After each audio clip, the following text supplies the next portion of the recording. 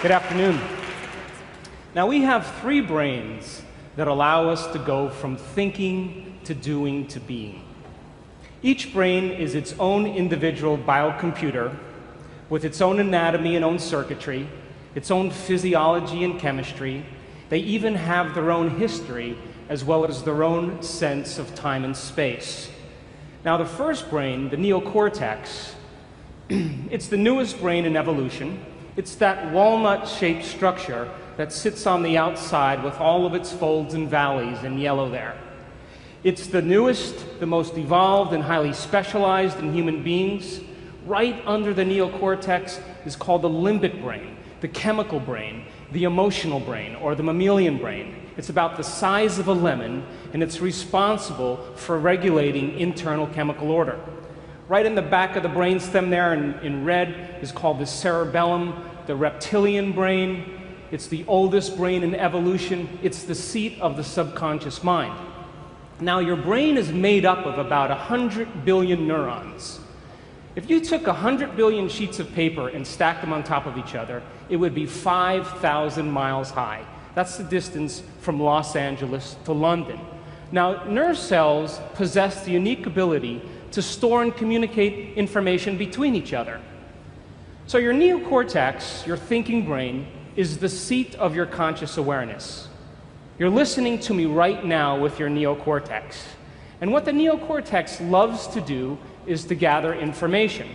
And every time you learn something new, you make a new synaptic connection in your thinking brain. That's what learning is. Learning is forging new connections. And every time you learn something new, your brain physically changes.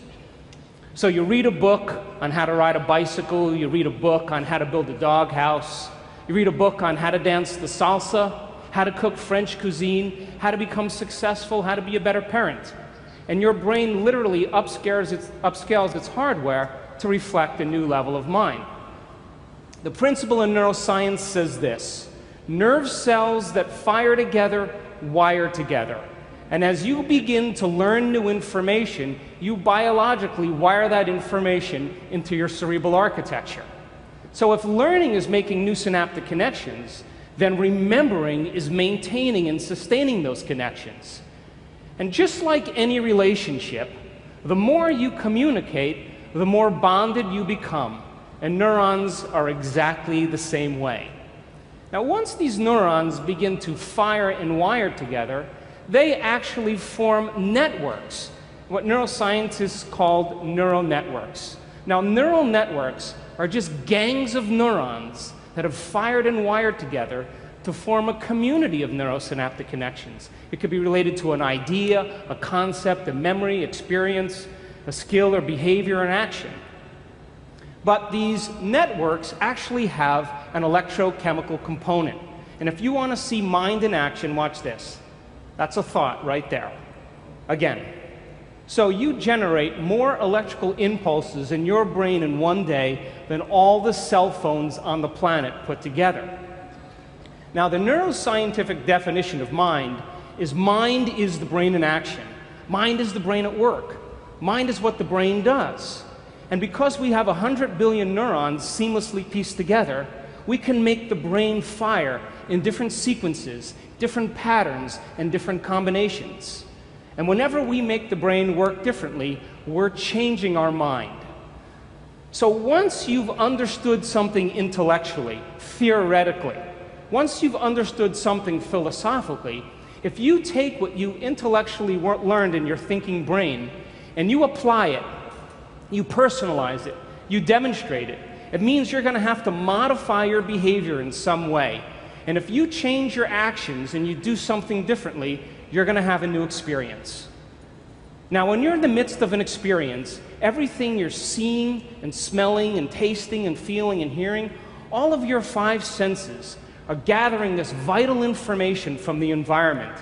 And as you begin to process all this information and it's rushing back to your brain, jungles of neurons begin to organize themselves into patterns. The moment those neurons string into place, the brain releases a chemical, and that chemical is called a feeling or an emotion. So experience then enriches the circuitry in your brain neurologically, but then it produces a chemical that's released in the second brain called the limbic brain or the emotional brain. So you can remember your first kiss. You can remember graduating from college. You can remember the birth of your first child. You can remember finishing a marathon. You can remember catching a fish off the coast of Mexico and then taking it home and cooking it and drinking some really good wine that tastes good and feeling the ocean breeze on your face and seeing the sunset. And we could say that you were altered from that experience. The problem is, you can't remember what you had for dinner the night before. That's because routine lulls the brain to sleep. So a great example of this then is most Americans can remember exactly where they were on 9/11. You can tell me who you were with, what time of day it was, and what you were doing. We could say then, when you were in the midst of that moment or that experience, everything you were seeing and hearing changed your internal chemical state. And the moment you felt altered in some way internally, your brain perked up and you paid attention to whoever or whatever caused it. And that event, in and of itself, is called a memory.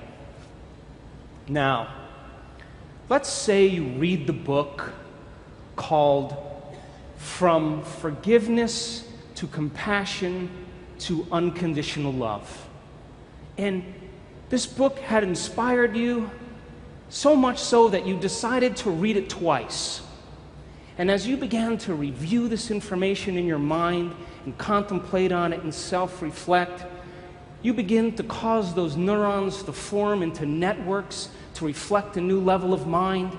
You find yourself in the shower thinking about it.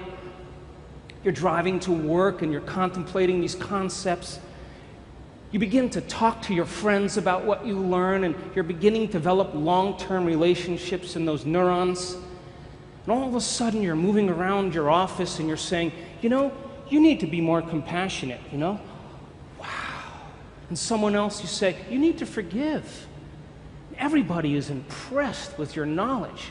They're knocking on your office door and they're asking you to administer to them, and you're resolving everybody's problems. Things are going really well. And all of a sudden, you're driving home from work, and you get a call on your cell phone, and it's your spouse. And your spouse tells you that they forgot to mention in the morning that it's your mother-in-law's birthday. And you pull over on the side of the road and you think, I hate my mother-in-law. She hurt my feelings 10 years ago. She tells the same stories over and over again. And you begin to remember that you had some pretty stressful moments that branded you emotionally from your past with your mother-in-law. Now, stress is when your body's knocked out of homeostasis. Stress is when your body's knocked out of balance.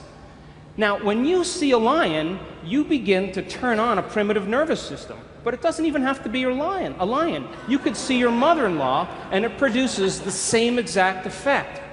Now, let's go one step further. It doesn't even have to be the physical appearance of your mother-in-law.